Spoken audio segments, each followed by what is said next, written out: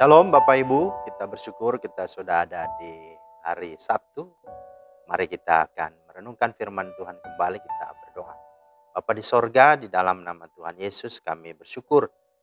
Saatnya kami sudah ada di hari Sabtu weekend pada hari ini.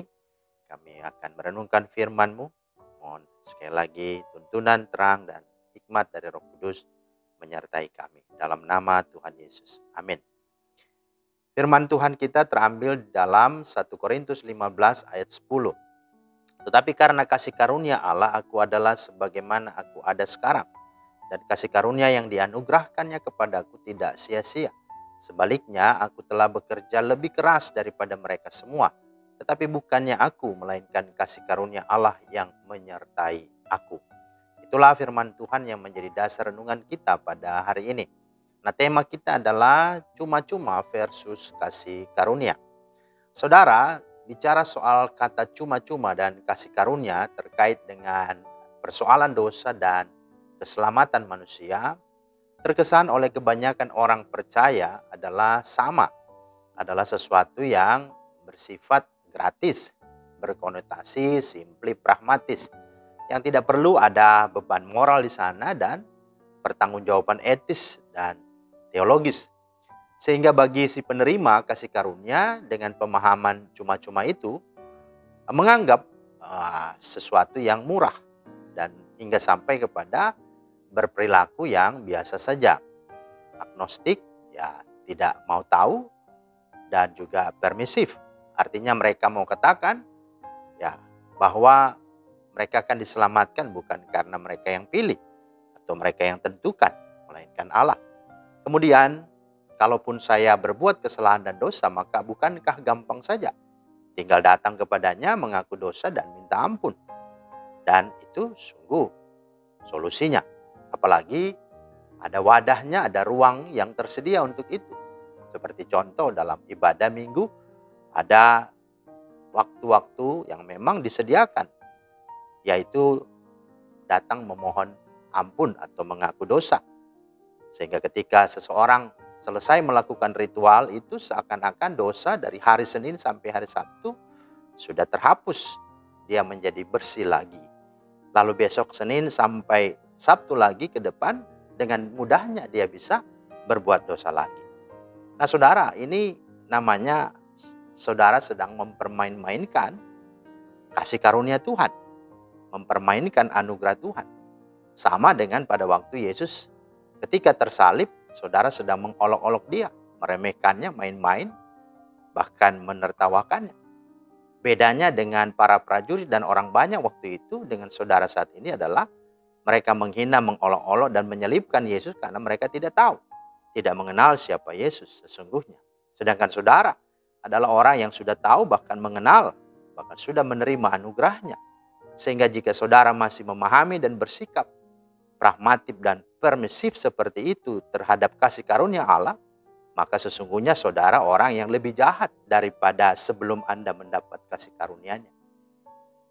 Maka saudara, mari kita pahami dan kita sungguh-sungguh sadari bahwa kasih karunia disebut kasih karunia karena meliputi beberapa hal. Yang pertama, bahwa dosa harus diselesaikan dengan nyawa, dengan kematian, dengan penebusan. Tidak ada cara lain dan jalan lain. Karena ini adalah sudah ketetapan Allah. Bukan cuma-cuma dalam arti nggak ada harga yang harus dibayar. Bukan. Hanya karena memang tidak ada satupun manusia yang layak dan dapat memenuhi syarat tersebut. Yaitu menebus dan menyelamatkan. Karena memang syaratnya adalah harus tidak berdosa. Maka sesungguhnya Allah sendirilah yang berinisiatif. Dia turun menjadi manusia, menanggung, berkorban, bayar harga untuk ganti kita orang berdosa.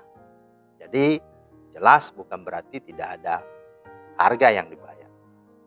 Tapi yang di sini artinya bukan saudara yang menanggungnya, tapi Allah itu sendiri. Yang kedua, bahwa yang ganti kita orang berdosa, yang menebus dan tersalib, bukan kita, tapi adalah Allah sendiri, Yesus Kristus, Sang Firman yang telah menjadi manusia, merendahkan diri dan membatasi diri demi saudara dan saya. Menarik lagi, dia menanggung dan menderita bukan karena dosanya, bukan karena sakit penyakitnya, bukan kesengsaraannya dan pemberontakannya. Melainkan sesungguhnya karena kesengsaraan kitalah yang dipikulnya, penyakit kitalah yang ditanggungnya. Dia tertikam oleh karena pemberontakan kita. Dia diremukan oleh karena kejahatan kita. Ganjaran yang mendatangkan keselamatan bagi kita ditimpakan kepadanya dan oleh bilur-bilurnya kita menjadi sembuh.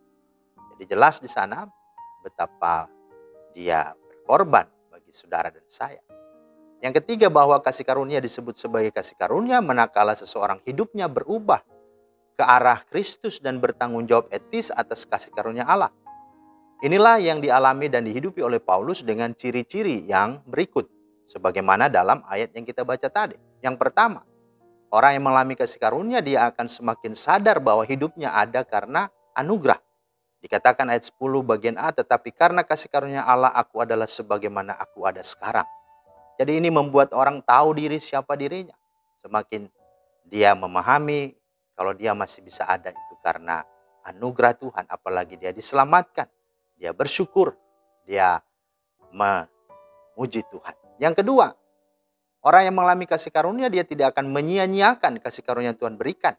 Dikatakan di dalam ayat 10 bagian B, dan kasih karunia yang dianugerahkannya kepadaku tidak sia-sia. Dan itu benar. Paulus memakaikan waktu dan kesempatan dengan sungguh-sungguh totalitas. Dia melayani sampai selesai.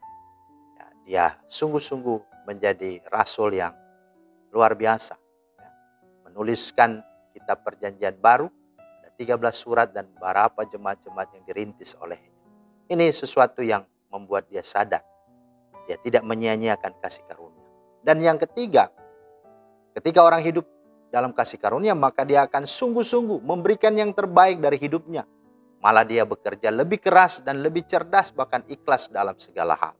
Ayat yang ke-10 bagian C dikatakan, sebaliknya aku telah bekerja lebih keras daripada mereka semua. Inilah sesungguhnya orang yang kasih karunia, bukan orang yang malas, bukan orang yang minder, ataupun orang yang mundur dari segala kehidupan yang baik dan juga yang benar. Karena itu inilah yang dihidupi oleh Paulus. Bahkan dikatakan semakin dia sukses, semakin dia berhasil, dia semakin rendah hati. Di ayat yang 10 bagian D dikatakan ketika dia mendapatkan segala sesuatu, beroleh sesuatu, dikatakan bukan aku melainkan kasih karunia Allah yang menyertai aku. Artinya orang yang semakin mengalami kasih karunia, ketika diberkati, ketika sukses, dia semakin rendah hati, semakin humble, semakin sadar hidup hanyalah anugerah Tuhan. Dan dia percaya bahwa orang-orang yang sungguh-sungguh mengalami kasih karunia akan memberikan pertanggungjawaban iman yang baik kepada Tuhan dan hasil juga pun yang baik kepada Tuhan. Dikatakan ayat 11, sebab itu baik aku maupun mereka demikianlah kami mengajar dan demikianlah kamu menjadi percaya. Itu artinya orang yang mengalami kasih karunia pasti akan ada buah, ada hasil yang sungguh-sungguh nyata dari hidup dan karya layannya. Karena itu Bapak Ibu Saudara yang dikasih Tuhan, mari kita memahami konsep kasih karunia dengan benar, dengan jelas, sehingga dengan demikian kita sungguh dapat hidup benar dan memuliakan Tuhan. Tuhan Yesus meteraikan firman-Nya dan memberkati kita semua. Amin.